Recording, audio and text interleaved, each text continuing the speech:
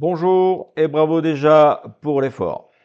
Vous avez choisi d'assister à une activité d'apprentissage à distance en méthodologie de recherche à l'attention des étudiants de l'UE7, mais une attention non exclusive puisque c'est ouvert comme la promotion sociale est ouverte à tous. Bienvenue donc aux étudiants et aux curieux, bienvenue à tout le monde, bienvenue dans mon bureau. On se met au travail sur le sujet, on n'hésite pas à faire une pause avec un petit café si c'est nécessaire, jolie vidéo à contre-jour d'ailleurs. Ici, la balise qui nous concerne est la balise taux, qui concerne l'entretien, ou plus exactement les entretiens, puisque cette balise va se décomposer en deux parties. La balise taux sur l'entretien individuel, le classique on va dire, et la balise taux bis pour l'entretien collectif qui peut avoir certains intérêts, je le dirai dans cette vidéo, et particulièrement, et y compris pour des cadres, même si les deux niveaux d'entretien sont potentiellement intéressants. Avant d'arriver à cette question de l'entretien, repositionnons ça dans un ensemble, donc celui de l'UE7 méthodologie de recherche qui porte sur des outils d'enquête, des outils de recueil et de traitement. Et voilà pourquoi j'ai remis cette dernière diapositive de la balise précédente, la balise Sigma qui s'intéresse au questionnaire, hein, où nous avions soulevé pour terminer cette balise Sigma un certain nombre de biais, pas les seuls, parce que vous avez vu, il y en a un certain nombre, hein, qui étaient regroupés sur base non plus des questions, mais sur base des réponses. Rappelons aussi le lien qu'il y a entre la question et sa ou ses réponses, bien entendu. Donc, nous passons du questionnaire, qui était plutôt dans le registre du quantitatif, même s'il se positionnait, et puis vous allez le voir que le questionnaire, l'entretien, pardon, même si on l'envisage d'emblée comme du qualitatif, il peut néanmoins être utilisé dans une méthode quantitative, pourquoi pas, avec bien entendu toute une série d'outils permettant de s'assurer du caractère quantitatif de ce dit entretien.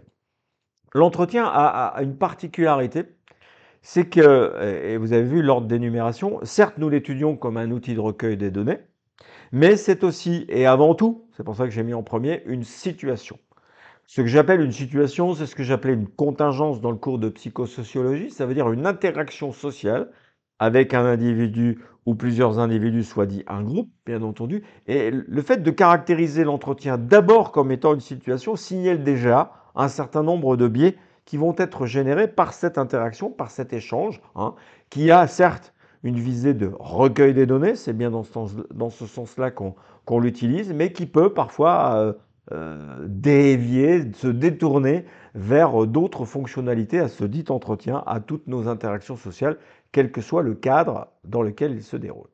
Alors, si on caractérise généralement l'entretien dans un univers plutôt qualitatif, c'est que un des critères, en tout cas du qualitatif, c'est de travailler avec un petit nombre, un petit effectif, si vous préférez, d'individus questionnés.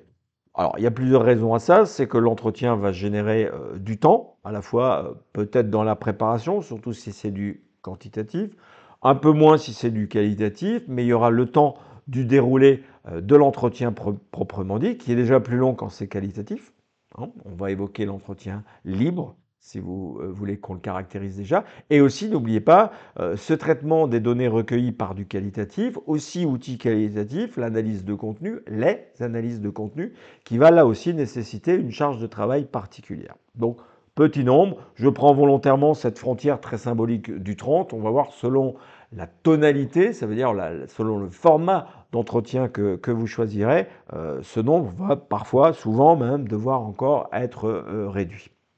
Il faut savoir qu'un entretien, même le plus quantitatif, c'est 15 à 20 minutes quand même, hein, ce qui est quand même relativement consommateur de temps, déjà dans l'administration, passation, je disais dans l'autre balise, passation, cette fois d'un entretien.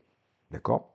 Alors, c'est une valse à deux temps, même si on a déjà vu dans le questionnaire qu'il y en avait trois, donc en réalité ici, il y en a tout autant.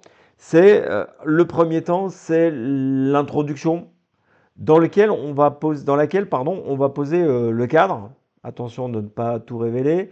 L'objet, La finalité, s'il vous plaît, attention de ne pas tout révéler. Et surtout, et vous avez remarqué comment je peux insister sur certains points, les modalités de déroulement de cet entretien. Retenez déjà que les modalités, c'est de l'ordre du contrat entre deux individus ou un individu, l'enquêteur, et un groupe, les enquêtés, bien entendu.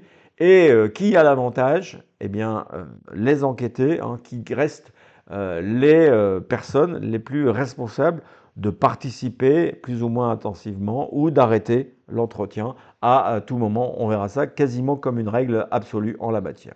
Le deuxième temps, c'est réellement cette communication, ça veut dire cet échange, cette interaction qui va s'organiser dans le temps, voire dans l'espace, et qui va conduire à bien ou à mal l'entretien et le recueil des données de cet entretien. Quand je dis mes mains, hein, il faut savoir que déjà le nombre d'interactions et donc le temps de parole de chacune des deux parties va déjà être un paramètre non négligeable du caractère tantôt quantitatif que du caractère tantôt qualitatif de cet entretien. Dans un entretien quantitatif, les temps de parole sont beaucoup plus courts, sont à peu près équivalents, voire même à l'avantage de l'enquêteur, alors que dans l'entretien qualitatif, l'enquêteur diminue le nombre d'interactions, diminue donc son temps de parole, laissant ainsi plus de place à l'enquêté ou aux enquêtés, bien entendu. Vous voyez déjà, on a un sacré paramètre là qui vient d'être mis à jour et qui est relativement important. Rappelons aussi que c'est non seulement un outil de recueil des données, mais surtout une situation d'interaction sociale qui va générer, que vous le vouliez ou non, un certain nombre de jeux d'influence. Et là, vous êtes déjà en train de penser manipulation, pourquoi pas, mais dans tous les cas, qui va entraîner un certain nombre de biais. Donc, les biais qu'on avait soulignés dans le questionnaire, alors pas forcément tous, vont se retrouver parfois de manière extrêmement démultipliée dans la conduite d'un entretien. Et vous pouvez déjà aussi le savoir dans la conduite du traitement des données, de l'analyse de contenu pour être très précis. L'outil principal d'un entretien. Alors oui, on va terminer avec cette fameuse distinction entre guide et grille. Hein. On va la réévoquer, y compris pour la distinction entre quantitatif et qualitatif. La notion ou l'outil, mais c'est difficile de parler de ça comme un outil, c'est l'écoute. Alors il y a une sacrée différence déjà entre entendre et écouter. L'enregistrement que vous ferez, nous en reparlerons éventuellement de cet entretien, c'est entendre. L'écoute, c'est tout à fait autre chose.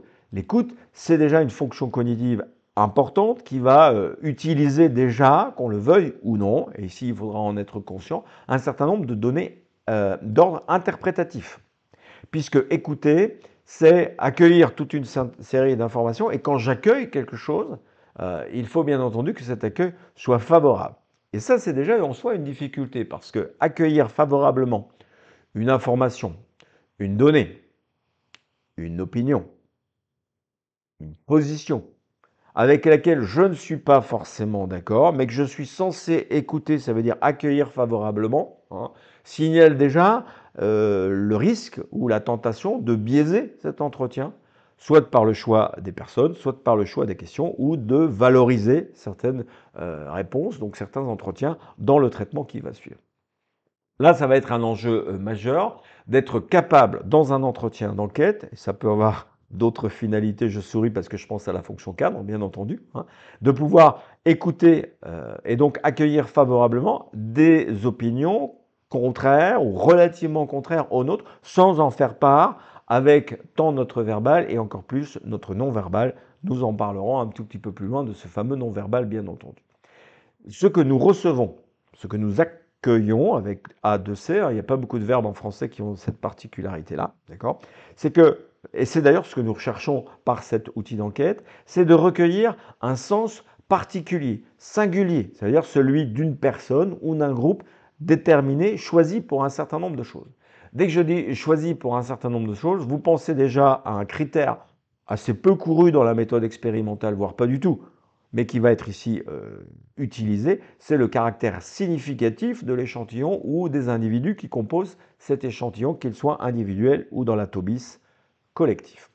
Le sens, c'est celui qui appartient à celui qui est enquêté. Il vous livre ce sens-là, à vous de l'accueillir favorablement, ou en tout cas le plus favorablement possible. Et là, il y a un autre danger qui vous guette. C'est celui de la conversation.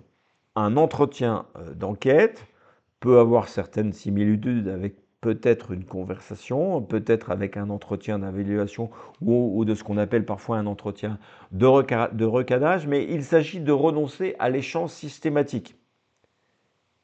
Ça veut dire que ce n'est pas une conversation, c'est réellement une enquête où quelque part vous envoyez une question ou plusieurs questions, on verra ça plus tard, et vous attendez en retour, et parfois il faut attendre, vous attendrez en retour là où les réponses de l'enquêté des enquêtés. Et donc, ce n'est pas une papote, ce n'est pas une discussion, hein, c'est tout à fait autre chose, c'est du recueil des données, bien entendu. Donc, c'est un élément non négligeable puisqu'il vous amène à devoir renoncer vous-même à prendre la parole. On va voir un peu plus tard que prendre la parole dans un entretien, particulièrement s'il se veut semi-directif, voire carrément non directif, ça veut dire libre, pour reprendre un mot que j'ai utilisé tout à l'heure, hein, il faut renoncer à prendre la parole, parce que quand je prends la parole, je n'écoute plus l'autre, je m'écoute moi, je m'écoute mes opinions, mes représentations sociales dominantes, prédominantes, pourquoi pas. Donc c'est pas forcément facile puisque là l'enjeu qu'on appelait rendre agréable un questionnaire, ici c'est laisser exprimer l'autre, surtout si c'est une exigence méthodologique du choix de ce dit entretien. On verra cette typologie un tout petit peu plus tard, bien entendu. Donc, cette notion d'écoute, elle va être renforcée ou déforcée par un certain nombre de choses, de l'ordre aussi des attitudes de l'un et de l'autre, et particulièrement, puisqu'il est toujours question de notre responsabilité de chercheur et ici plus encore d'enquêteur, eh bien, dans notre culture, en tout cas, puisqu'il y a un élément culturel qu'on peut parfois introduire de manière supplémentaire, c'est que quand je veux montrer à quelqu'un que je l'écoute, je le regarde. Alors, il y a aussi, bien entendu, plusieurs façons de le regarder, mais regarder quelqu'un à qui l'on s'adresse augmente, bien entendu, la possibilité que cette personne, en retour, vous regarde. Et on peut savoir, en tout cas dans notre culture, que quelqu'un qui vous regarde pour dire quelque chose, le degré d'authenticité, d'honnêteté est probablement plus grand que quelqu'un qui aurait tendance à vous fuir des yeux. C'est pas encore une fois un absolu, puisque là, on est dans l'humain, c'est des interprétations qui vont souvent être faites sur le format interrogatif. Le regard, bien entendu, c'est quelque chose qui se cultive. On reparlera du regard quand sera venu le moment de ces présentations et de la didactique de celle-ci. Il y a aussi le mouvement. Moi, je me rappelle d'une scène d'un quand même vieux film, je crois que c'est La Soupe aux choux, oui, c'est La Soupe aux choux, où la vieille dame vient sempiternellement raconter la même histoire. Le gendarme se fatigue, il met à la place un postiche pardon, qui bouge la tête de manière régulière, ostentatoire, un petit peu comme les chiens que vous n'avez probablement pas connus à l'arrière des voitures de la voiture de mon grand-père. Le mouvement signale aussi que vous portez une attention, que vous êtes attentif à ce que l'autre dit. Alors bien sûr, bien entendu, ce mouvement, ça doit pas être je me lève, je fais le tour, puisqu'il peut signifier tout à fait autre chose. Vous voyez, même quand vous prenez la parole, vos mains disent quelque chose en travers de ça. Donc, il y a une attitude qui est, y compris par notre corps, suggestive de l'attention que vous portez à la parole de l'autre et au sens, bien entendu. Et cela, encore une fois, peut déforcer ou mieux renforcer un certain nombre de choses. Les paroles. Alors, les paroles les plus dangereuses, vous l'aurez compris, c'est bien entendu les interventions de l'enquêteur. Alors, si ces interventions sont programmées parce qu'elles font partie du dispositif, parce que nous avons affaire à un entretien quantitatif ou semi-dirigé, semi-directif, on verra ça un petit peu plus tard, vous voyez bien ce caractère où les paroles vont venir segmenter, scander l'entretien en question. Dans l'entretien libre, les paroles de l'enquêteur sont à minima, disais-je là un tout petit peu plus tôt, bien entendu. La vraie grande difficulté, elle n'est pas tellement dans l'ordre des paroles. Si vous vous êtes entraîné, vous allez voir que vos premiers entretiens peuvent parfois être mis dans la case pré-test, puisqu'il y a là aussi un double pré-test, j'en parlerai le moment venu. Il y a aussi ce fameux non-verbal, qui était déjà un tout petit peu présent dans le regard et dans les mouvements, mais particulièrement sur nos mimiques faciales.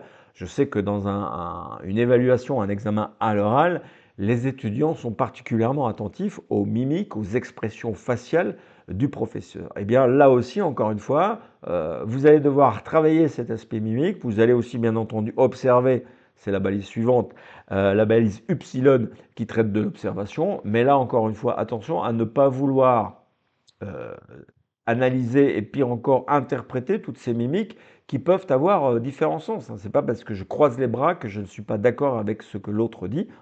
Je peux croiser mes bras pour toute une série de raisons. C'est la vraie grande difficulté de traiter, d'interpréter plus encore le non-verbal. Donc une extrême prudence, n'allez pas trop vite dans ce sens-là. Déjà l'analyse de contenu vous satisfera sans toucher à cette dimension non-verbale encore une fois. On va le voir par la suite, toute une série de techniques. Alors le résumé, c'est la plus connue, d'autant que c'est quelque chose que vous avez pratiqué dans votre UE4.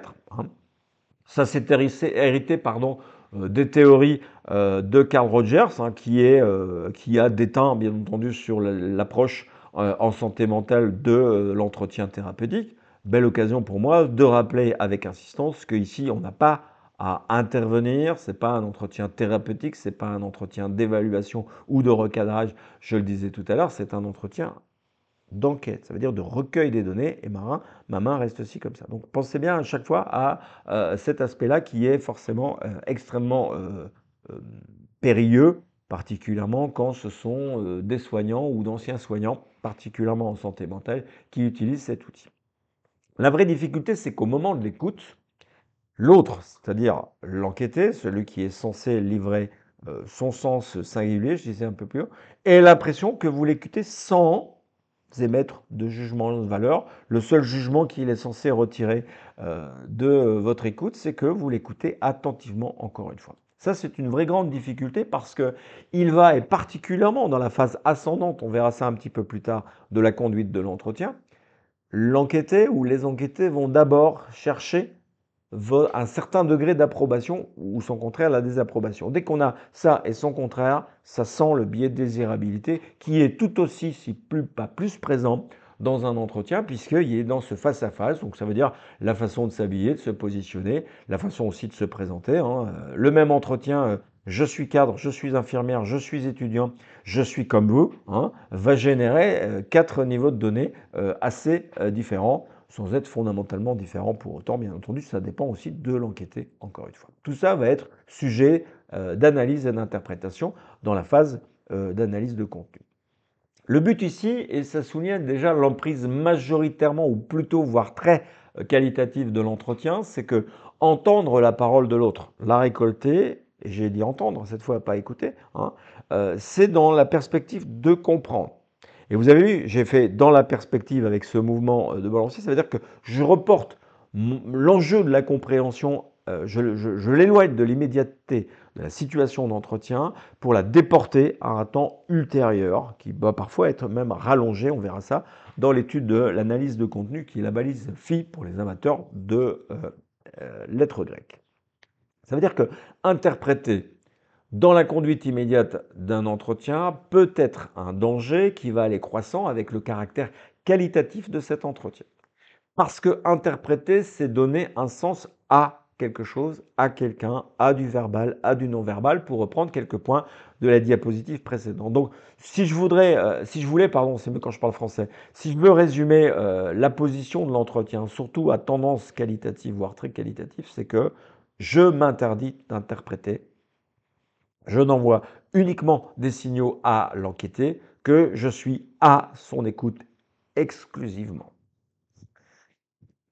Eh oui, bien sûr. Pourquoi? Parce qu'encore une fois, dans cette situation particulière, dans cette interaction sociale singulière qu'est un entretien, fut-il d'enquête ici, d'enquête bien entendu, c'est que il y a plusieurs éléments, et on le verra en analyse de contenu. Il y a le discours en tant que contenu, mais aussi le cours de ce discours, si vous me suivez, ça veut dire le déroulement qui est, à vrai dire, beaucoup moins préparé, et de moins en moins préparé si l'entretien est hautement qualitatif. Et donc, tout ça va être sujet à interprétation. Donc, ne gâchez pas la fiabilité des données parce que vous allez mettre en danger la validité de ces données qui vont être vérifiées beaucoup plus tard, bien entendu. Donc, deux éléments, situation, outil d'enquête, qui génèrent un discours et le cours de ce discours, c'est-à-dire le processus va valoir autant que ce que j'ai récolté lors de ce dit entretien, bien entendu. Il va de soi, bien entendu, que nous ne sommes pas naturellement préparés à ces entretiens d'enquête où je suis moi, individu, avec mes particularités, ma singularité, à me retirer, hein, puisque l'enquêteur, est quelque part, va mettre entre parenthèses sa personnalité. Vous savez que je n'utilise pas souvent ce mot-là, par exemple. L'exercice auquel je vous convie et qu'il vaut mieux avoir expérimenté avant vos premiers entretiens, et ça vaut pour les autres entretiens, hein, les entretiens thérapeutiques ou les entretiens d'encadrement ou d'évaluation auxquels sont amenés à faire les cadres. Il n'y a rien de thérapeutique dans une évaluation, hein, soyons clairs. Euh, Choisissez de conduire avec l'une ou l'autre personne peut-être judicieusement choisie au point de départ, de conduire un entretien relativement court, hein, c'est pas spécialement pour s'entraîner à faire durer un entretien. Je vais vous inviter à choisir un thème polémique, donc là quelque part où ce qui compte c'est l'opinion, et je vous rappelle une chose importante, c'est que tout individu a une opinion, quel que soit son niveau de connaissance, voire d'expertise du sujet, hein. Il y a l'expert, mais il y a aussi ce qu'on appelle dans certaines disciplines le naïf, hein, ça veut dire le kidam, comme on dit aussi parfois en sociologie, qui a son intérêt. Ça peut être, par exemple, je crois que c'est le sujet de l'avortement, ça pourrait être un sujet plus politique, plus sanitaire, enfin peu importe ici, la problématique n'est pas le centre d'intérêt. Ce qui va être l'objet d'intérêt de l'exercice, c'est en réalité de voir notre capacité à percevoir, à recevoir et donc à recueillir les informations que l'autre va vous livrer. Et donc, vous vous mettez en situation d'écoute, vous laissez l'autre parler pendant 10-15 minutes. Alors attention avec le chrono, ça peut avoir des effets néfastes sur la conduite d'un entretien. Et vous allez à la fois écouter, ça va se compliquer, écouter, enregistrer, alors ça c'est facile, c'est une habitude que vous pouvez prendre. Retenez déjà que enregistrer nécessite l'autorisation de la personne ainsi enregistrée, et vous allez faire en même temps une prise de notes en se disant je vais avoir 3 niveaux d'information, et ce qui est intéressant ici c'est de juger de la pertinence de ce niveau d'information recueilli par ces 3 médias-là. Sachez déjà que vous n'allez pas obtenir exactement la même chose, hein. Et vous pouvez aussi déjà savoir que l'enregistrement va vous libérer, surtout s'il est accepté par l'autre. S'il n'est pas accepté par l'autre, normalement, c'est stop, interdiction. Mais le fait de prendre note, ce serait intéressant, mais nous sommes en distanciel, ce serait intéressant de vous poser la question, et je vous la pose, quel peut être l'effet productif ou contre-productif de la prise de notes pendant la conduite d'un entretien.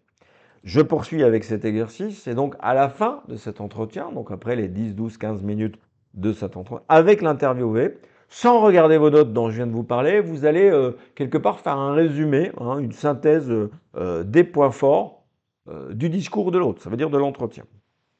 Et vous complétez ça avec une impression générale. Donc on est déjà dans de l'analyse, puisque faire un résumé, c'est une forme d'analyse. On aura en reparlé avec ces différents outils de reformulation, et de donner cet ensemble par une sorte de phrase résumant l'impression générale que vous retirez de la lecture, très interprétée, du discours de l'autre, bien entendu.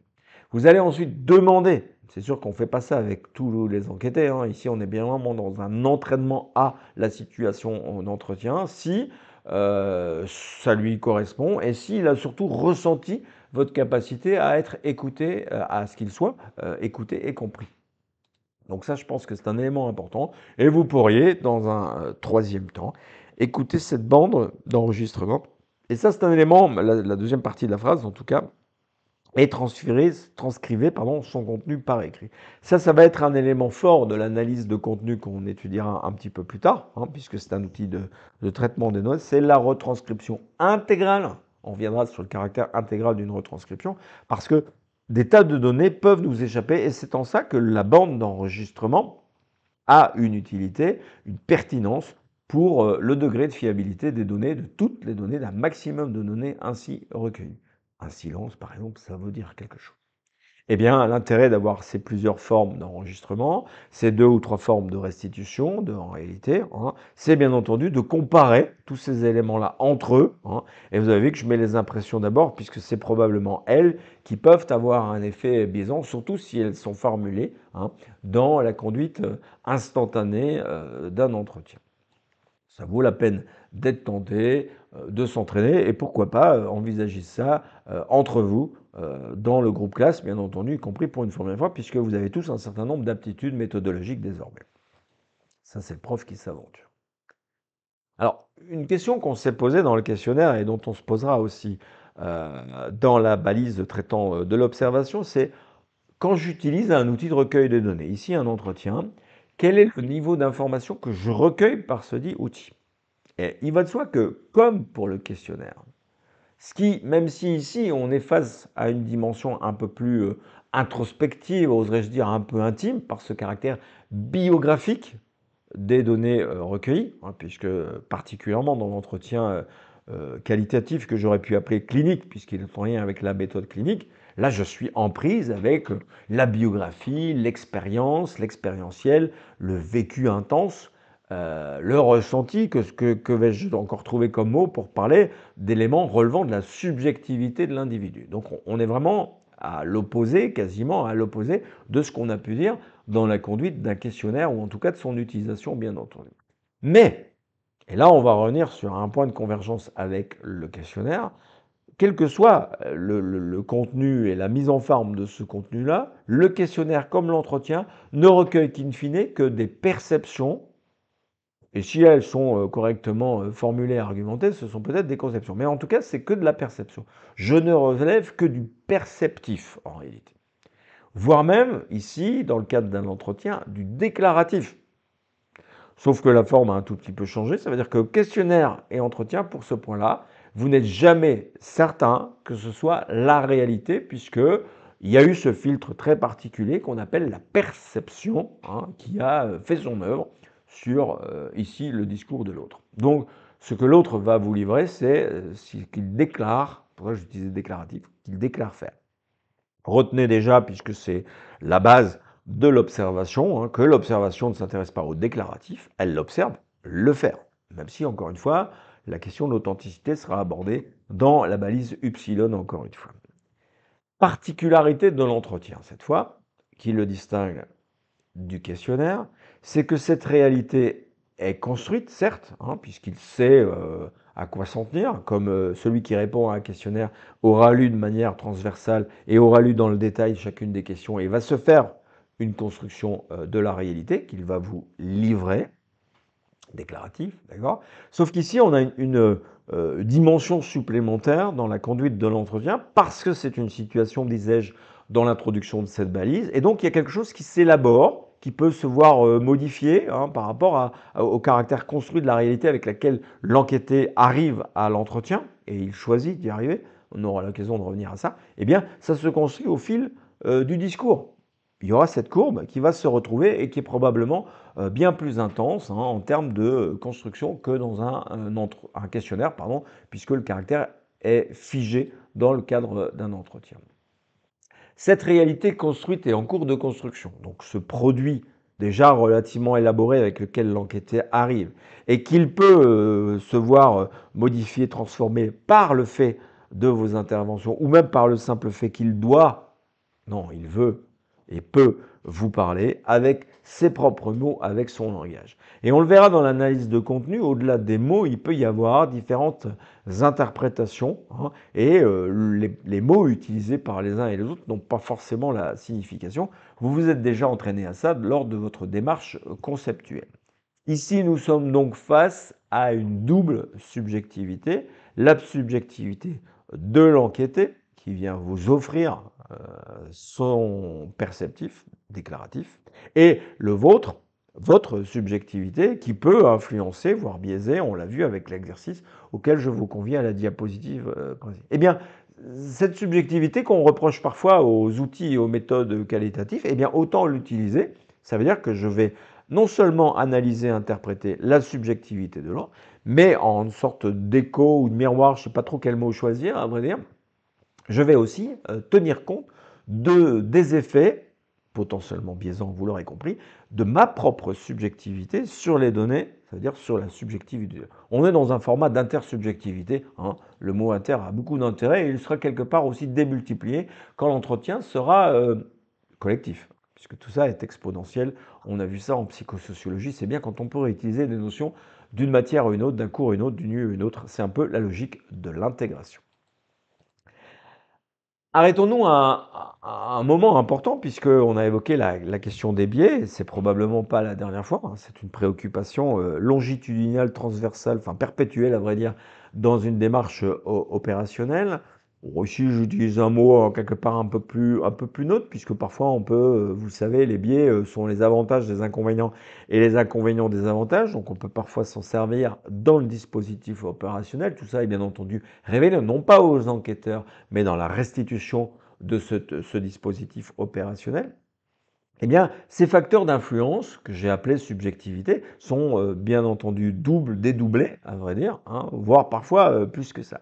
Donc, cette inter-interprétation, parce que si moi je suis amené à interpréter le discours de l'autre, l'autre aussi va tenter d'analyser et interpréter votre discours, c'est-à-dire comment introduit-il l'entretien auquel je suis convié, quelles sont les modalités de cet entretien, va-t-il intervenir, que dit son regard, ses mimiques, son mouvement, bref, le verbal, le non-verbal, et entre deux il y a le paraverbal, ne l'oubliez pas bien entendu, hein, je l'utilise assez fort et vous apprendrez, si ce n'est pas déjà le cas, lors de vos présentations. Donc ça, c'est ce que j'appelle l'inter-interprétation, hein, ce jeu qui est parfois difficile d'ailleurs à révéler, mais il y a encore une fois, et c'est important de le souligner, un avantage pour l'enquêté.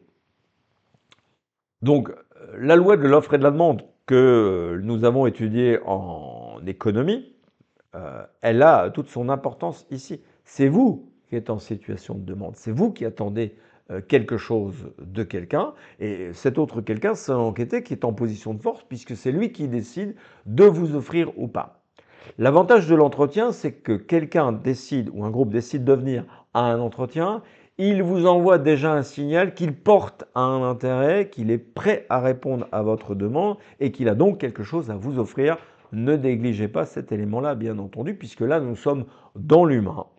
Et nous aborderons ça, y compris dans nos échanges singuliers, dans le cadre de vos épreuves intégrées. Donc, on ne rentre pas dans tous les détails dans l'approche, on va dire, globale de ces outils de recueil de données. Vous vous dites global, pourtant il y a beaucoup de détails. Bah oui, le diable se cache d'ailleurs dans le détail, surtout quand il est question d'humain. Et donc, dans la méthode de sélection de recrutement, plus exactement des enquêtés, dans les premiers mots de l'entretien, dans toute une série d'éléments, et on les étudiera un petit peu plus tard, l'enquêté va d'abord chercher à répondre à ces 4, 5, 6 questions qui sont là devant vous. Il y en a 4 en réalité et qui sont déjà suffisantes. Le que veut-il exactement? Que cherche-t-il? Qui est-il? Est-ce réellement pour une épreuve intégrée ou y a-t-il autre chose, hein? Rappelez-vous que vous allez aller, entre autres, dans des contextes liés au travail, bien entendu. Et donc, pardon pour le double-clic, hein, toute une série de facteurs d'influence vont avoir des effets, pour ne pas utiliser le mot influence, et donc vont générer des biais dans cette situation d'entretien et donc aussi par la suite dans l'analyse et l'interprétation, fut-elle réalisée par l'analyse de contenu. L'attitude de l'enquêteur, on a déjà parlé quand on étudie cette notion d'écoute. L'attitude de l'enquêteur, c'est aussi toute une série d'informations que l'autre va tenter de vérifier, l'autre l'enquêté, hein, si elles sont en accord, en congruence avec le que me veut-il, hein, quel est l'objet d'enquête, quels sont les moyens qui vont être mis en œuvre. Cette attitude, elle peut encore une fois renforcer l'envie d'interaction de l'enquêté ou au contraire le faire progressivement retirer ou biaiser encore sur ses réponses, désirabilité sociale, induction, des biais dont on a déjà parlé et c'est pas fini bien entendu. Cette attitude est souvent, ça ne veut pas dire exclusivement, mais très souvent, nous révélons par notre attitude, qu'elle soit verbale, paraverbale ou non verbale, nos opinions, nos croyances, nos représentations sociales. Et donc, si je reviens à un exercice que je vous soumettais un tout petit peu plus tôt, proposé à vrai dire, hein, c'est qu'il peut être extrêmement utile, surtout quand je suis dans le versant hautement qualitatif de la conduite d'un entretien, que j'ai fait l'effort de rendre explicite, alors ça ne doit pas trouver une place nécessairement dans votre épreuve intégrée en termes de contenu, hein, mais que j'ai rendu explicite mes opinions, mes croyances, mes représentations sociales, mes convictions, mes valeurs, choisissez le mot que vous voulez, d'enquêteur par rapport au sujet. Il va soi aussi que tout ça va se retourner. Ça veut dire que l'enquêté est en soi une personne qui dégage un certain nombre d'éléments de l'ordre de l'attitude, qui sont elles aussi porteurs d'opinions et de croyances. Et donc, vous allez avoir un certain nombre d'a priori sur l'enquêté, surtout si vous l'avez quelque peu sélectionné.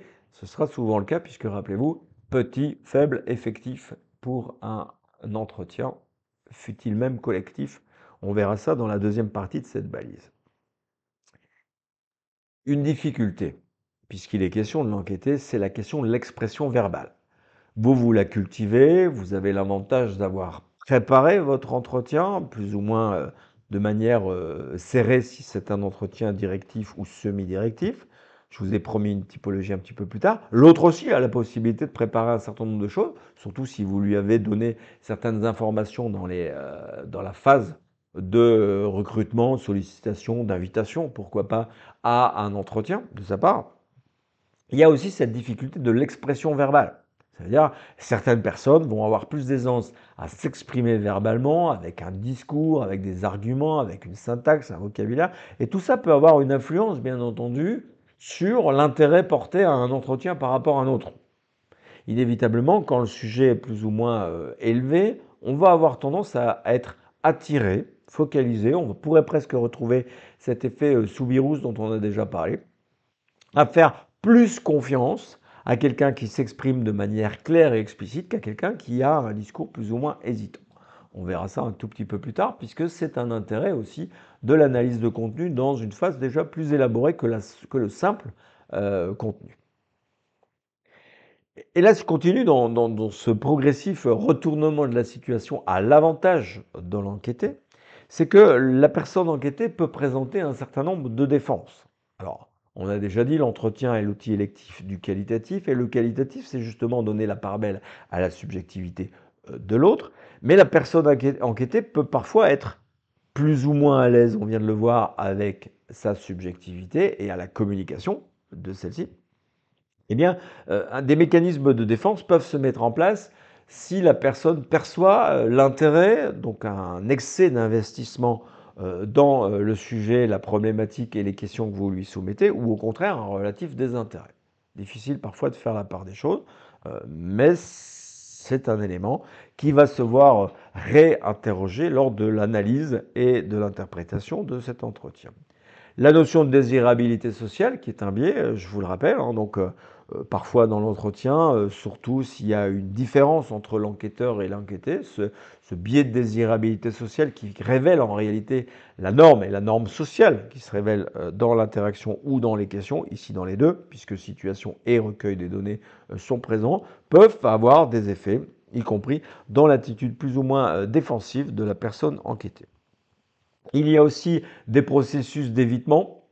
Alors, si le sujet est très intime, hein, très interrogeant, ce qui est surtout une caractéristique de la méthode clinique et de l'entretien qui s'y rapporte, bien entendu, il peut y avoir comme une sorte de réaction. Alors, il y a l'évitement par la fuite. On pourrait retrouver une grille de lecture des attitudes de communication. Bien oui, autant s'en servir de l'agressivité que j'appelle ici provocation, ou le retour d'une forme de désirabilité sociale, la rationalisation. Ça veut dire que l'enquêté va fournir une réponse rationnelle qui semble lui correspondre et dans le but de ne pas exposer sa subjectivité. Donc ça reste une vraie grande difficulté qui interroge en réalité la dimension éthique de cet outil, hein, qui est, je le répète, bien plus sensible, c'est pour ça qu'on l'appelle qualitatif, voire subjectif, voire intersubjectif, la dimension éthique d'un entretien, bien entendu.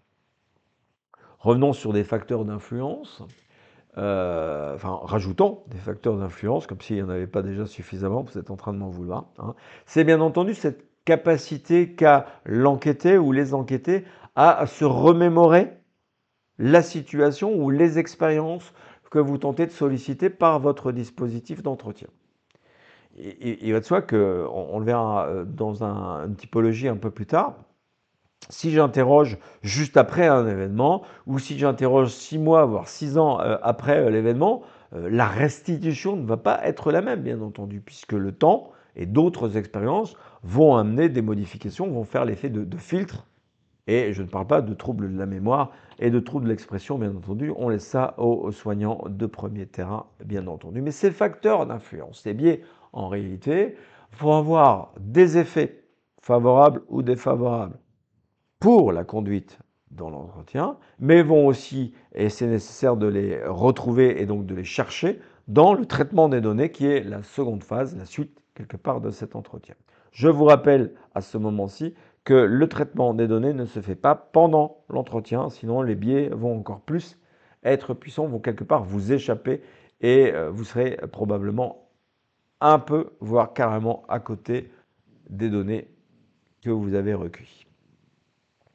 Je vous ai parlé de typologie, il y en aura forcément plusieurs. Il y a déjà une typologie qui se pose dès le départ de cette balise, puisque je vous souhaité séparer l'entretien individuel de l'entretien collectif, même si encore une fois, dans une sorte de continuité, y compris sur les biais, des éléments se retrouvent de manière transversale aux différents types de techniques de recueil des données.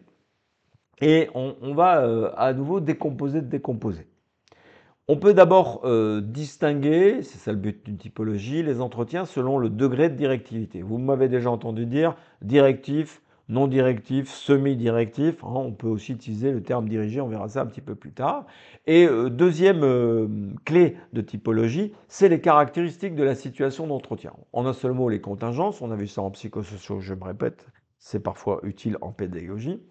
Ça veut dire que les éléments de caractéristiques vont avoir une influence sur le type d'entretien et donc sur le type de données et donc sur le type d'analyse et d'interprétation de ces données ainsi recueillies. Ces caractéristiques seront donc étudiées, vous l'aurez compris, dans un second temps. On commence donc par le degré de directivité qui est là aussi, vous voyez mes mains, ma main en particulier, sur un curseur. Et donc ce qui est directif, déterministe si on était en sociologie, d'accord, relève d'une approche quantitative dans l'usage de l'entretien, et au moins je suis directif avec cet idéal de non-directivité que je prête à l'entretien clinique, qui est lui hautement qualitatif. On est forcément dans l'autre paradigme, bien entendu. Et donc, une manière de retourner le débat, c'est de se poser non plus la question de l'enquêté, mais celui de l'enquêteur. Ça veut dire que si j'ai affaire à un entretien directif, c'est que le niveau d'intervention de l'enquêteur est très élevé. Il intervient souvent de manière extrêmement dirigée, c'est pour ça que dirigée et directive se complètent joyeusement, si je peux le dire, de la sorte, pour bien comprendre ce que c'est. Et à l'opposé de ça, nous avons, on va l'égrener dans l'autre sens à nouveau, puisque je présente plutôt l'entretien dans cette perspective non directive, non dirigée. Ça ne veut pas dire que je l'exclus, mais au plus je vais être directif, au plus je vais me rapprocher du questionnaire, et à un moment donné, je vais pouvoir me poser des questions. Tiens, est-ce que j'utiliserai pas un questionnaire pour les avantages du questionnaire que nous avons étudié dans la balise Sigma? Donc l'entretien non directif peut être dit non dirigé ou libre, vous m'avez entendu ce mot-là, et à l'opposé de ça, le plus quantitatif, l'entretien est directif ou dirigé. Il y a forcément entre deux, du semi-directif ou du semi-dirigé, on ne va pas dire semi-libre parce que ça ne veut pas dire grand-chose à vrai dire. Eh bien, ce choix n'est pas un choix arbitraire, ce n'est pas parce que vous aimez tel type d'entretien qu'il faut le choisir. Ce choix du degré de directivité est intimement lié à votre dispositif ou démarche opérationnelle, en lien avec votre démarche conceptuelle et plus encore avec votre problématique. Il faut donc assurer une certaine continuité, un fil conducteur, disais-je dans d'autres balises, entre tous ces outils, toutes ces méthodes et la problématique que vous mettez en œuvre par cette démarche et ces outils, encore une fois. Donc, si vous choisissez le paradigme quantitatif, restez-y. Si vous choisissez quelque chose de plutôt qualitatif dans le paradigme, restez dans le choix d'outils majoritairement, pour ne pas dire exclusivement qualitatifs. Sinon, il y a une rupture de cohérence, et ça, sur la question de la méthodologie, on peut rapidement se retrouver en grande difficulté, encore une fois. L'entretien non directif, non dirigé, libre comme je le disais tout à l'heure, appartient, je clique à côté, ça marche pas bien, bien entendu, appartient à la méthode clinique, à cet univers ultra qualitatif. Il est caractérisé par deux éléments que vous voyez devant vous. Une question, je dis une question, la question inaugurale, celle qui inaugure l'entretien et qui, après, vous avez vu mes mains, laisse libre cours à l'expression de l'enquêté.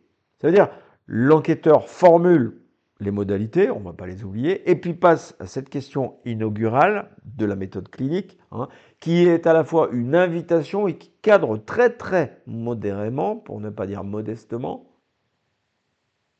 l'expression de l'autre après. On pourrait presque dire que dans un entretien non directif, non dirigé ou libre, L'enquêteur parle au début, de manière extrêmement courte. Par ailleurs, tout le temps imparti à l'entretien appartient à l'enquêté. Donc, au moins il interviendra, au plus l'entretien sera non directif et donc libre.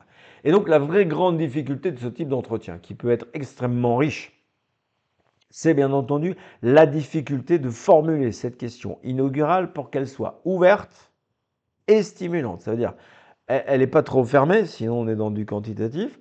Elle ouvre un champ d'échange et elle est aussi une invitation à dire à l'autre, tu peux me dire tout ce que tu veux sur ce thème-là. Et vous avez entendu, j'ai utilisé le mot thème, puisque dans la question inaugurale, je ne dois pas retrouver ma question de recherche et encore moins ma problématique. Donc on ne livre jamais, et particulièrement dans ce type d'entretien, la problématique telle que vous l'avez formulée en amont de cet entretien non directif. Alors, c'est dans cet entretien non directif qu'on va retrouver d'ailleurs dans d'autres disciplines que la méthodologie de recherche. Et je vous évoquais le chercheur, le psychologue qui est Carl Rogers, même si on est plus dans la psychosociologie, à vrai dire, que la psychologie la plus pure, bien entendu. Carl Rogers va nous proposer toute une série d'outils. Alors là, le danger pour les étudiants, c'est, j'ai évoqué ces outils de reformulation, c'est ainsi que je l'ai formulé tout à l'heure, et j'ai envie de les utiliser. Non, si l'autre est productif, vous livre en toute liberté l'expression de son discours, pourquoi intervenir? Envoyez-les juste des signaux euh, paraverbaux, voire non-verbaux, que vous continuez à l'écouter. C'est sûr qu'il va être attentif à ça. L'objectif ici, donc on va retrouver des verbes qui sont propres au paradigme. L'entretien non directif appartient à l'ultra qualitatif, je disais tout à l'heure, à la méthode clinique tout particulièrement, dont l'objectif, pour rappel, et je n'aurais pas à le faire, c'est bel et bien de découvrir des choses que je ne connais pas bien, que je ne connais peut-être même pas du tout. Voilà, il y a cette ouverture d'esprit qui se retrouve dans le dispositif opérationnel. Ça aura des conséquences, bien entendu, sur l'analyse de contenu par la suite, mais chaque chose en son temps.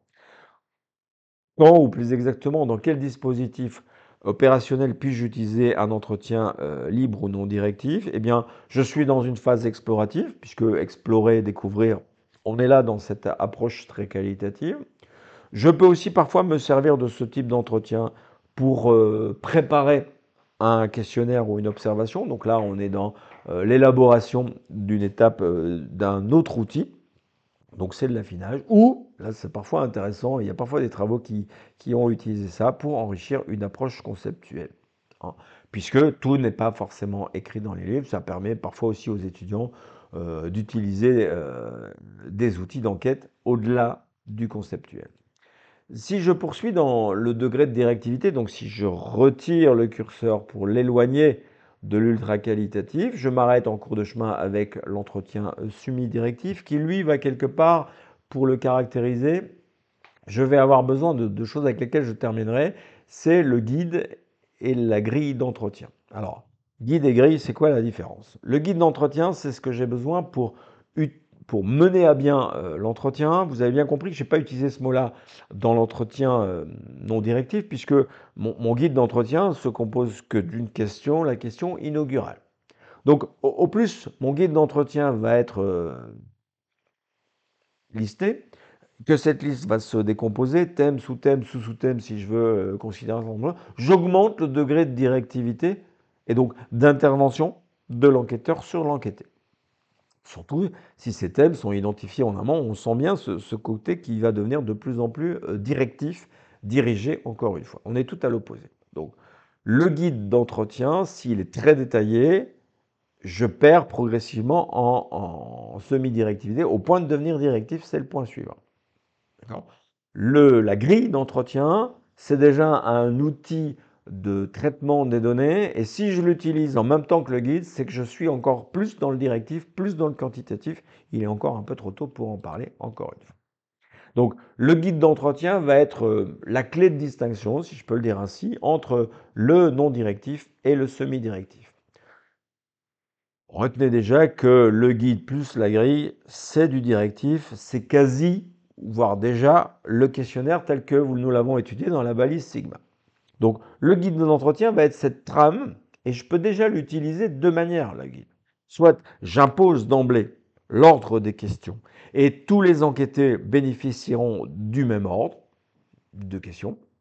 Donc là, on est plus directif que semi-directif. Je vais être un peu moins directif dans le semi-directif si vous me suivez. J'ai mon guide d'entretien, je lance l'entretien, mon enquêté répond aux questions dans un certain ordre et vous avez compris que l'ordre par lequel l'enquêté va répondre spontanément à la question, aux questions, va être quelque part révélateur. C'est en soi déjà un paramètre, voire une variable de ce dit entretien. Je peux, surtout si ça fait partie du caractère semi-directif, rajouter, ça veut dire imposer à l'autre les thèmes ou sous-thèmes de mon guide d'entretien qu'il n'a pas spontanément emprunté lors de cet entretien. On voit déjà que là qu'on a deux dans la semi-directivité, deux options différentes, une qui tire plus vers le qualitatif, celle que je viens d'écrire, et une qui est déjà du registre du quantitatif, la première que j'ai annoncée bien entendu. Donc, le guide, c'est vraiment l'indicateur quelque part du degré de semi-directivité, du degré de directivité à vrai dire, de votre entretien. Ici, l'objectif va être de comprendre, et je dirais même, vous voulez comprendre si votre grille d'entretien est relativement légère, ouverte et stimulante, pour reprendre des mots du précédent. Ce caractère compréhensif va se réduire si la liste des questions est importante ou s'il y a un caractère imposé dans l'ordre par lequel l'enquêté doit passer dans ses thèmes, sous-thèmes, autrement dit ses questions. Et on arrive forcément, si vous suivez le sens d'agitation de mes mains, on arrive à l'entretien directif que j'ai déjà caractérisé comme étant un quasi-questionnaire. Il est simplement passé en utilisant une interaction. On a pu approcher ça dans la balise précédente. En tout cas, j'ai des questions préconstruites que je livre de manière instantanée à l'individu en attendant sa réponse. Quand j'ai sa réponse, je passe à la question toujours préconstruite suivante de mon questionnaire. Vous avez bien compris que là, guide et grille sont quasiment superposés puisque la contrainte est extrêmement élevée sur l'enquêté et un tant soit peu sur l'enquêteur, puisque l'enquêteur, je ne vous l'ai pas encore dit, n'est pas forcément le chercheur. Mais en tout cas, et c'est en soi que ça rejoint un questionnaire, c'est un questionnaire passé, donc n'oubliez pas la question de la passation, de manière immédiate à un interrogé, un enquêté.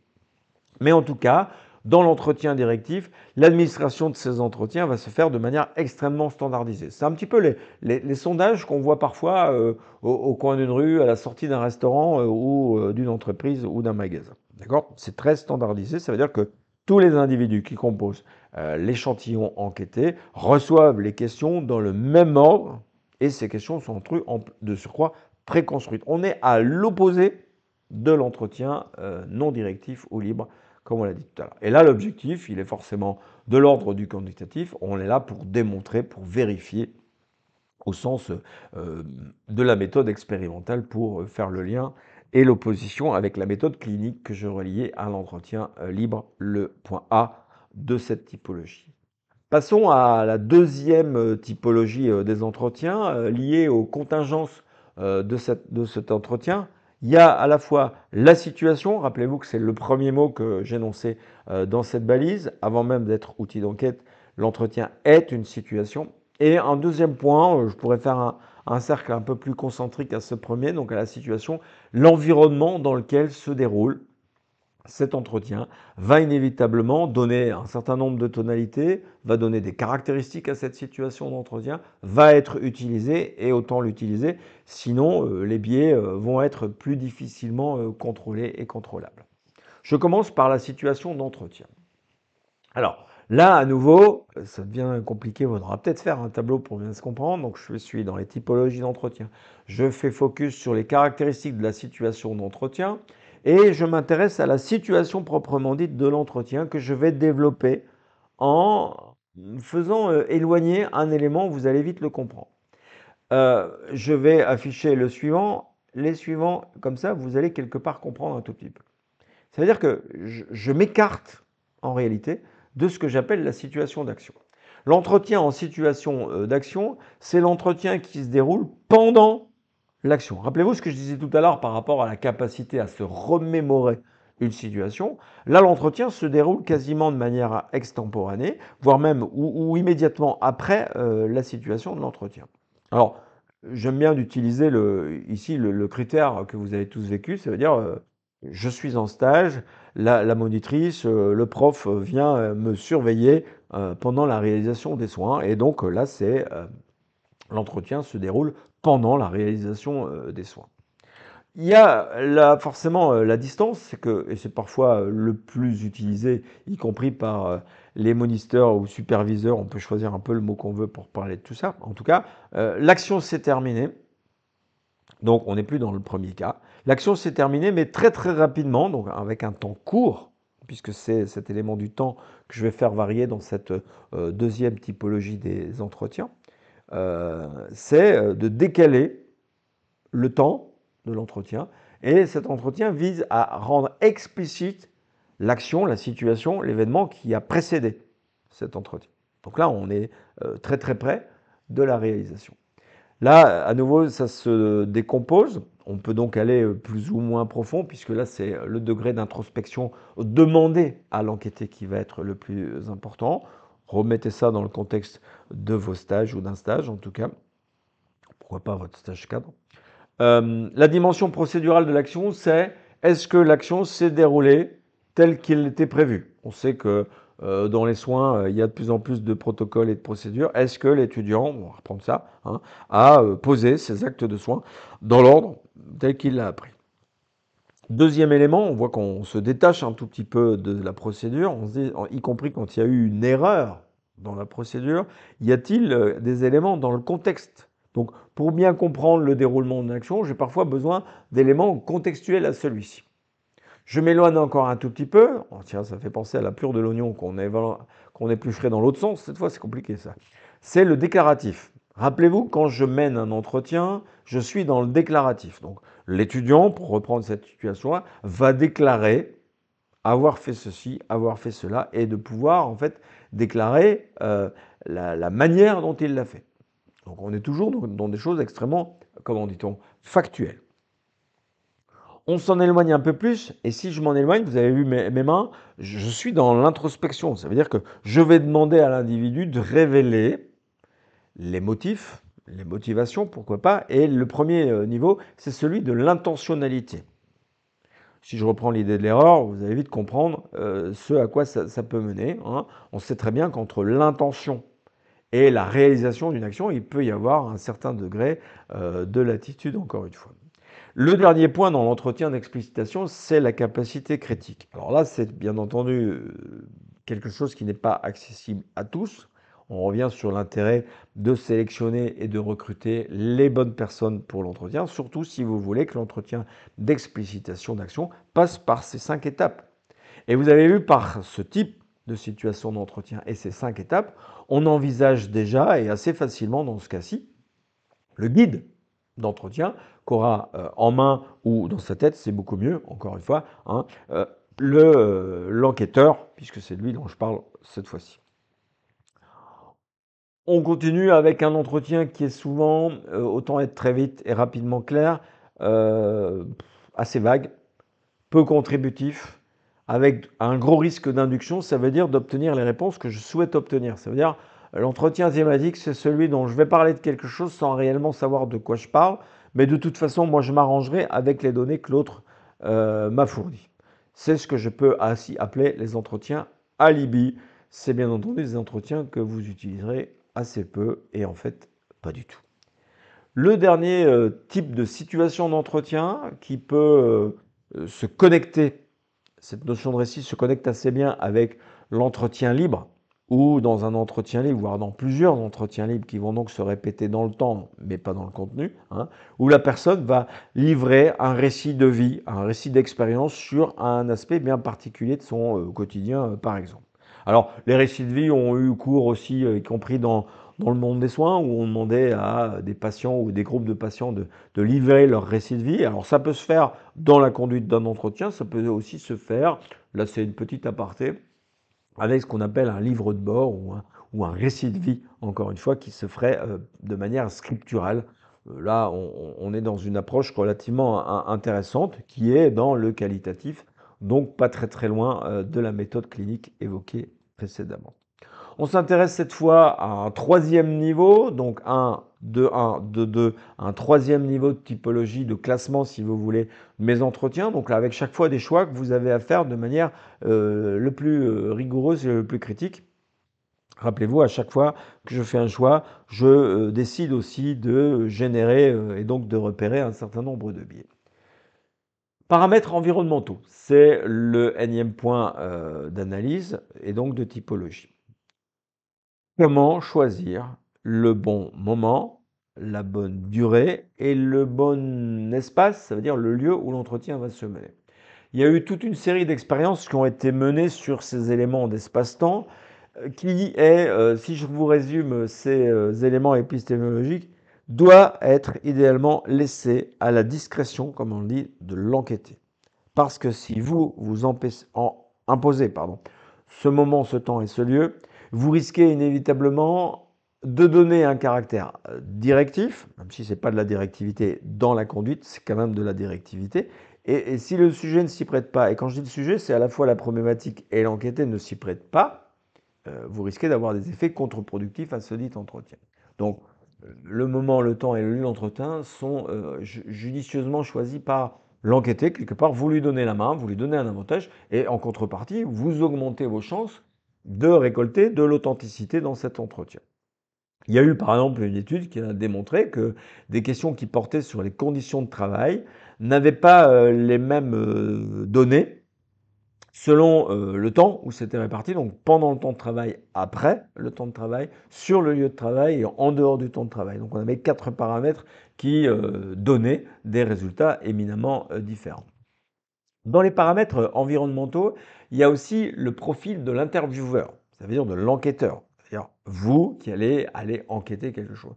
Ce profil, je vous en ai déjà parlé dans les éléments qui pouvaient influencer favorablement ou défavorablement la notion d'écoute. Hein. Ce profil de l'intervieweur, c'est probablement, je vais utiliser un gros mot, tiens, la première chose que va scanner l'enquêté. Tiens, quel est le profil social de mon intervieweur? Me correspond-il? Et derrière ça, il y a les questions, tiens, pourquoi moi? Pourquoi lui? Dans quel contexte est-ce que je me trouve? Va donner l'envie à l'enquêté de s'interroger. Donc là aussi, vous avez peut-être un certain nombre de choses à préparer dans cette image que vous allez donner de vous et donc qui aura des effets sur la conduite de cet entretien. Je vous parlais tout au début de l'entretien, que l'entretien se décomposait en 2 grandes phases. On va dire la phase où cadre et modalité se posent. Et je vais résumer ça avec cette notion de contrat. Oui, il y a un réel contrat. Et comme vous êtes en position de demande, c'est quelque part des clauses contractuelles que vous devez proposer et que lui, idéalement, acceptera ou pas. Il doit inévitablement les accepter dans son intégralité. Et il garde la main puisque ce cadre contractuel doit rester à l'avantage de l'enquêté, y compris parce que ça favorise l'authenticité des réponses dont je parlais tout à l'heure. Reprenons ces 3 points parce que ça vaut vraiment la peine de s'intéresser à ces paramètres environnementaux. Hein. Et si je reprends le premier, donc qui s'intéressait à l'espace-temps de l'entretien, il est bel et bien question de disponibilité. Vous vous imaginez interroger, encore une fois, sur les conditions de travail. Vous ne voulez pas empiéter le temps de travail des personnes, vous les interrogez à la fin de leur service, seront-ils disponibles? Il va de soi que si c'est un parent qui doit aller récupérer son gamin à la sortie de l'école, il ne sera que peu disponible et s'il veut néanmoins vous répondre pour X ou Y raison, y compris en termes de désirabilité sociale, les réponses qu'il va vous livrer vont être des réponses rapides et ces réponses vont souvent être de l'ordre de la normalisation du propos. Il y a aussi derrière ça une question de signification. Multiplié par 2, double subjectivité, je vous rappelle. C'est-à-dire que vous pouvez, en choisissant ou en laissant choisir l'autre, le temps et le lieu, avoir déjà des éléments à analyser, à interpréter. Parce que si l'autre dit je veux te recevoir à tel endroit ou à tel autre endroit, ce choix signifie déjà quelque chose et c'est déjà un élément à introduire dans l'analyse et l'interprétation des données et donc des résultats. Je pense que l'exemple est relativement intéressant. C'est d'ailleurs quelque part récupéré plus ou moins adroitement par les managers. rencontrer son subordonné ou son collaborateur pour les managers, dans le bureau, porte ouverte, porte fermée, le rencontrer de manière impromptue, il faut voir, dans le couloir, ou au moment de la pause, ou devant un café. Tout ça va forcément générer des significations, autrement dit des représentations sociales, qui sont de l'ordre certes de l'environnement, mais qui vont avoir un effet plus ou moins direct sur les données recueillies, puis si je me replace dans l'entretien d'enquête. Le profil de l'intervieweur, c'est cette question du positionnement et donc de la distance avec l'interviewé. Enquêteur, enquêté. Eh bien, le fait de se positionner, même déjà ne fût-ce que physiquement, est-ce que je me mets face? Est-ce que je me mets un petit peu de biais? Il y a aussi cette émission où les deux personnes en présence, intervieweur, interviewé, sont dos à dos. Alors, je ne crois pas qu'il faut y aller, mais c'est pour vous dire que tout ça a une influence, hein. Et la question de la distance, hein, on a peut-être pu l'expérimenter, hein. Est-ce qu'il y a une table entre moi? Est-ce que cette table est plus ou moins grande? Est-ce que c'est deux chaises posées d'une certaine manière? Tout ça a une influence et ça relève bien de l'environnement, mais ça signifie aussi, pour reprendre des termes que j'ai utilisés dans le premier point, ça signifie aussi la distance. Alors, c'est quoi la juste distance? Eh bien, c'est proche, mais pas trop non plus. C'est distant, mais pas trop non plus. Ça veut dire que ça dépendra un tout petit peu déjà du caractère directif, semi-directif ou non directif de votre entretien, mais quelque chose qu'il faut retenir, c'est que la proximité sociale, alors on est à un niveau dans la sociologie, hein, pardon, la proximité sociale a une influence favorable sur la qualité des données recueillies par l'entretien. Ça veut dire qu'on va plus facilement se confier à quelqu'un qui est relativement proche de moi socialement, même si c'est parfois une image construite, manipulation, que quelqu'un qui est diamétralement opposé. Donc, se confier à une infirmière quand on est infirmier ou aide-soignante, ça peut passer. Quand je suis aide-soignante et que je dois me confier à quelqu'un qui se présente comme cadre, va forcément générer une distance qui va laisser de plus en plus de place à un certain nombre de biais, dont celui de désirabilité sociale. Vous êtes en train de vous dire, ça c'est son biais favori, et vous n'avez pas tout à fait tort, bien entendu. Sur le cadre contractuel, là, ce sont des choses que vous pouvez préparer à l'avance, qui peuvent même être communiquées aux potentiels enquêtés. Donc, à l'avance, on reviendra sur ces éléments de sélection recrutement. C'est présenter, présenter le cadre de ces études, de l'étude, pardon. C'est la question des finalités. Alors, selon le caractère directif ou non directif, là aussi, il y a un certain nombre de mesures de prudence. Je vous renvoie vers tout ce qu'on a dit à propos du ou des questionnaires. Mais les deux éléments importants du contrat, c'est de veiller à l'engagement et à l'émulation. Alors, qu'est-ce que l'émulation? C'est cette envie de participer à un entretien. Il va de soi que celui qui est sélectionné pour le recevoir, il va être invité. Le fait de déjà venir à un entretien signifie déjà quelque chose de suffisamment fort. Rappelez-vous, c'est l'équivalent du taux de réponse-non-réponse dans le cadre de la conduite d'un questionnaire. Donc ça, c'est quand même un élément non négligeable à retenir. Il y a un certain nombre d'engagements qui peuvent se faire. Je vous ai déjà parlé d'enregistrement.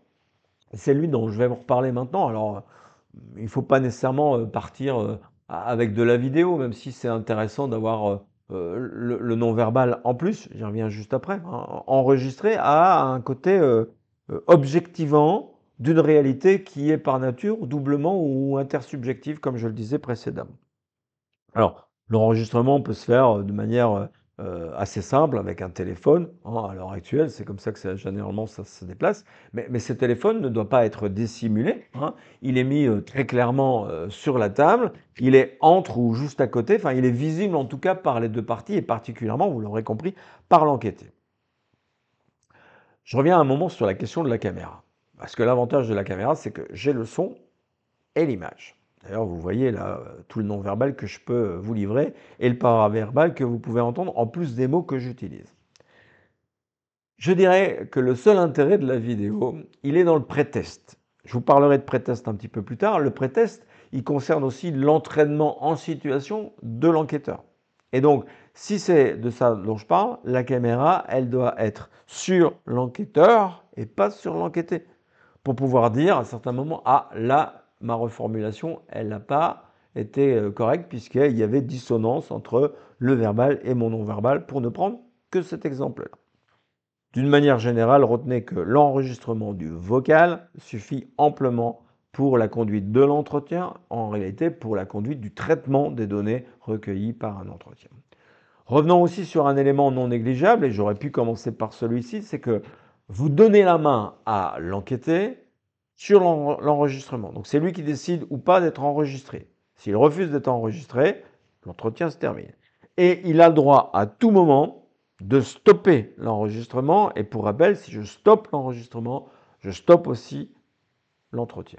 Donc ça, c'est vraiment un engagement que vous lui faites dans ce mécanisme de confidentialité dont on a parlé dans la balise introductive de ces outils de recueil des données. Donc l'entretien et l'enregistrement et l'entretien sont intimement liés et s'arrêtent à la demande de l'enquêté. Le moment où il va demander l'arrêt de l'enregistrement et donc de l'entretien est hautement significatif et devra donc être analysé et interprété par la suite, encore une fois. On va voir si je le garde ou pas. C'est un autre débat. Il relève de l'analyse. Il est beaucoup trop tôt pour en parler.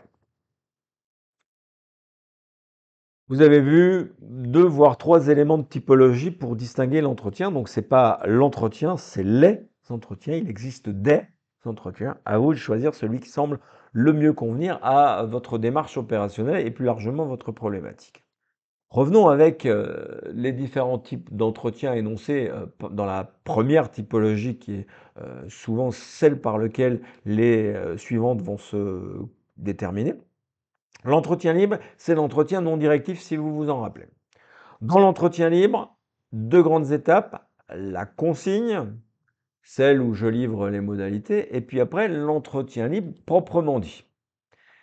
Dans cet entretien proprement dit, on va évoquer les étapes de l'entretien. J'avais déjà dessiné quelque chose et il y a pareil dans le questionnaire, dans la balise précédente à vrai dire. Ces étapes de l'entretien sont quelque part présentes dans tous les types d'entretien, mais sont quelque part plus visibles et plus utilisées aussi dans l'entretien libre. C'est pour ça que j'en parle ici. Alors, dans la consigne, il y a cette fameuse question inaugurale qui relève d'une vraie difficulté. Et donc, dans les étapes d'un entretien, particulièrement s'il est en moindre mesure, s'il est semi-directif, et ça se voit quasiment pas dans l'entretien directif, c'est qu'on a une phase ascensionnelle quand l'individu utilise des stéréotypes. Qu'est-ce qu'un stéréotype? Eh bien, c'est ce qu'on appelle en sociologie une représentation sociale dominante. C'est un a priori ou une image normalisante de la réalité à laquelle vous confrontez votre enquêté. Ces stéréotypes sont à la fois signe de l'échauffement, signe aussi qu'il est en train de vérifier votre niveau d'écoute, votre capacité à accueillir favorablement son propos. Il est donc quelque part dans l'élaboration de son discours. On va arriver dans une deuxième phase que j'appelle le discours proprement dit, mais qui est un discours de recherche, puisque rappelez-vous, la pertinence d'utilisation de l'entretien, c'est pas de recueillir des données standardisées, sinon le questionnaire fera beaucoup mieux le travail et de manière beaucoup plus productive, en termes de quantité, toutefois. Ici, la productivité est tendue dans la qualité, et cette qualité est entre autres marquée par le processus d'élaboration du discours de l'autre. On verra ça particulièrement en analyse de contenu, on va en évoquer quelques points ici. C'est la partie quelque part la plus passionnante, c'est la partie plateau, si je redessine à nouveau cette courbe. Et la partie descendante de cette courbe de la conduite d'un entretien, c'est quand le discours devient redondant. C'est-à-dire, vous avez l'impression, ou c'est presque une évidence, où il y a des choses qui se répètent. Il redit toujours la même chose, ou il reprend les stéréotypes du début du discours. C'est probablement parce qu'il a épuisé sa capacité à discourir, sa capacité à rechercher ce discours, le fameux processus dont on a déjà parlé et dont on reparlera en analyse de contenu. Voilà une belle manière de représenter un entretien par sa conduite. Donc, au plus la phase ascendante est très très verticale, au plus votre capacité d'enquêteur est forcément présente. La partie la plus utile, c'est la partie, on va dire, plus ou moins horizontale, le plateau. Et donc ce plateau devrait être relativement long en minutes, voire en heures, si j'ai bien et effectivement besoin d'un entretien libre. Vous avez bien compris que ça va être des oscillations dans le cadre d'un entretien directif, ultra directif, autrement dit un questionnaire. Donc ça, c'est quand même un élément qui est utile pour la conduite de l'entretien, surtout par l'enquêteur pour savoir un tout petit peu quand il est. Puisqu'on parle de l'enquêteur, il est temps, puisqu'on parle de directivité ou de non-directivité, de s'interroger sur le degré d'intervention de l'enquêteur. Si je suis, et je reste pour l'instant dans l'entretien libre, hein, rappelez-vous, je peux la remettre vite fait la diapositive précédente, donc on s'intéresse à l'entretien libre, même si encore une fois, là, on va à nouveau jouer avec le curseur. Les interventions de l'enquêteur dans un entretien libre, de manière un peu plus présente dans un entretien semi-directif, c'est de faciliter l'expression du discours et sa construction de par l'enquêté sans orienter, ça veut dire sans orienter, sans influencer de manière plus ou moins ferme l'enquêté. Donc ça, c'est très important puisque ça va d'ailleurs différencier qualitatif de quantitatif. Dans un entretien quantitatif, je serai directif parce que je vais orienter, parfois de manière extrêmement scandée, les différentes questions et donc les réponses de mes enquêtés.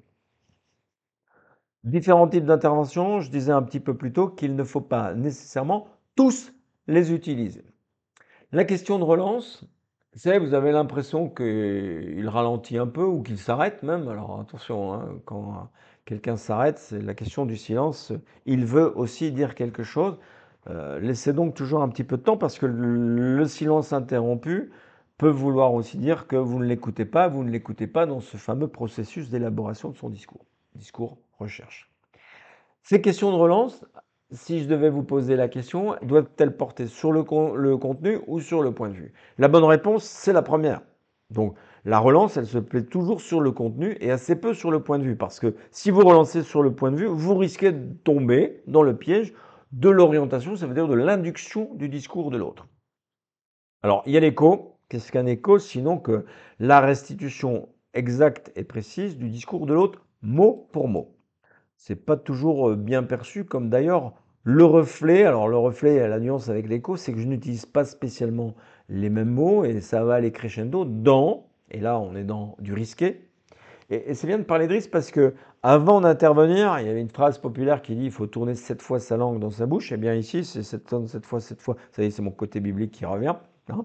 Mais en tout cas, posez-vous chaque fois la question avant d'intervenir, est-ce que mon intervention va être réellement utile au discours de l'autre, ou au contraire, je risque de l'interrompre ou de l'orienter vers mes interprétations, et là, c'est vraiment pas la bonne idée, encore une fois. Donc, interprétation partielle, synthèse partielle, ça peut être bien, hein, c'est ce que Rogers appelle des reformulations, mais une reformulation, il y a vraiment plusieurs manières de le faire, c'est ce que j'essaye de vous faire passer par la présente diapositive.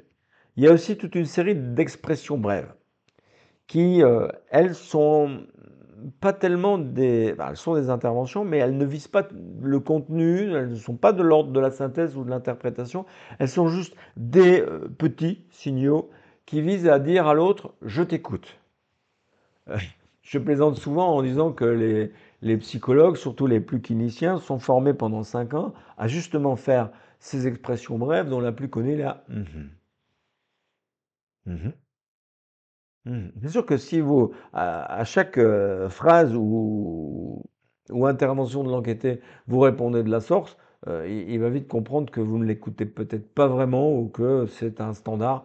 Et ça, c'est pas très utile dans un entretien à libre, bien entendu. Donc, modulez ces expressions brèves. Et s'il n'y a pas lieu de vous exprimer, ne vous exprimez pas. Et restez à l'écoute au sens littéral du terme. Ça veut dire taisez-vous.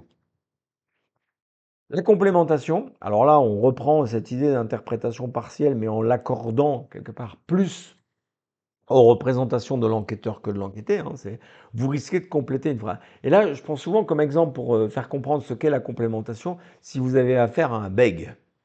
Il y a d'ailleurs un artiste un petit peu de génération de mes parents, on va dire, qui utilisait beaucoup ça. Donc, le bègue, vous voulez parfois l'aider, pensant bien faire. C'est ça le danger.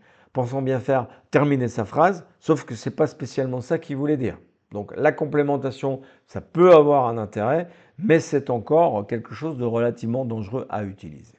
Alors on approche la fin de cette première partie de balise qui porte sur l'entretien individuel. On va s'intéresser au collectif dans la balise Toby, ce qui va faire l'objet d'une autre vidéo. Et pour bien rappeler le curseur qui fluctue, c'est pour ça qu'il y a une clé à molette à côté du propos, hein, c'est que cet entretien qui va du libre au directif en passant par le semi-directif, j'ai passé pas mal de temps à partir de l'entretien libre parce que je le présente comme un outil majoritairement, voire exclusivement qualitatif. C'est pas la première fois que j'utilise cette expression. Eh bien, je vais reprendre un outil qui nous permet quelque part de mesurer cette directivité au sein de la conduite de l'entretien. Et là, je me place du semi-directif au directif. C'est-à-dire que au plus votre guide d'entretien, qui est un élément clé du semi-directif, reportez-vous à ce que j'ai dit un petit peu plus tôt ou en relisant la balise en question.